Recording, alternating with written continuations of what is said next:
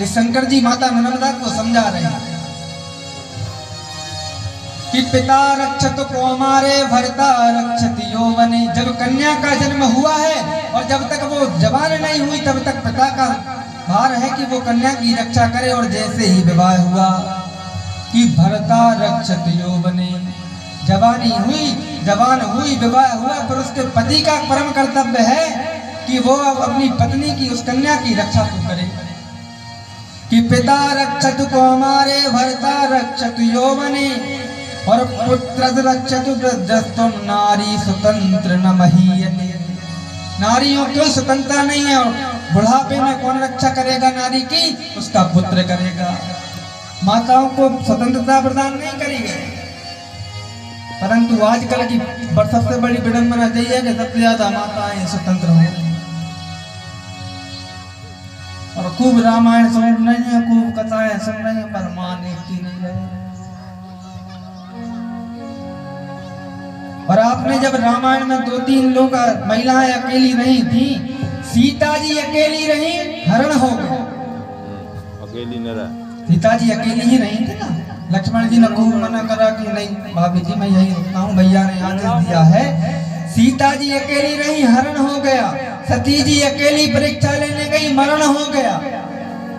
भगवान शंकर नहीं गए थे परीक्षा लेने, सती जी अकेली गई तो मरना पड़ा। और एक जीजीबाई और गई थी कि सूप न खारा बड़की बहनी।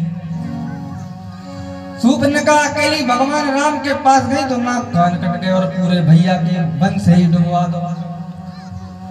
तो नारी स्वतंत्र न महीयते। तो भगवान भोले बाबा ने कहा कि बेटा मैं तुम्हारे साथ कलयुग में जाऊंगा। कि बोले पिताजी आप कैसे जाओ? कि मैं भी किसी रूप से चलूंगा। तो माता नर्मदा ने कहा कि अब तुम भी अगर ऐसे अवतार लेकर जे हो तो फिर अपन दोनों का काम है। परंतु मैं आपको एक बात बताऊं, जो भी माता नर्मदा में जितने भी कंकर रहेंगे, बोलिए शंकर भगवान की।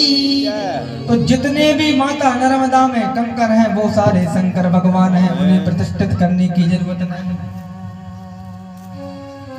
माता नर्मदा में जितने भी कंकर रहते हैं ना, उन्हें आप केवल घर में श्रद्धा भाव से लेके जाइए, उन्हें पूजने लगिए। शंकर को पहले से ही उन्हें प्रतिष्ठित करवाने की जरूरत नहीं।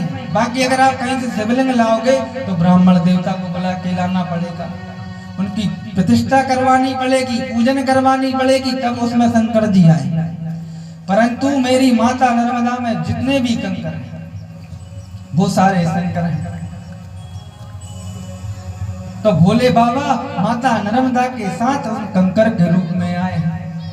अब वहीं खड़ी थी माता पार्वती, तो उनने कही स्वामी आप भी चले, बेटी भी चली, तो हमरो यह कैलाश में का काम, हम जाने क्या क्या कर। देवी तुम कैसे जाओ? हम भी जे हैं, हम क्या कर रहे, तुम सब बारे हो, हम क्या कर रहे हैं। तो माता पार्वती ने कहा कि माता नर्मदा में जितनी भी नदियां रहेंगी वो सब मेरा ही स्वरूप रहेंगी। तो माता नर्मदा में जितनी भी नदी संगम कर रही हैं वो माता पार्वती का ही स्वरूप है। और जो मार्कंडे जी महाराज है ना, उनको जितनी भी नदियां हैं उनको पार्वती का स्वरूप मान के उनकी भी प्रदक्षिणा करते हैं। तो माता पार्वती, भगवान शंकर और इस प्रकार माता नर्मदा का कलयुग में प्रादुर्भाव।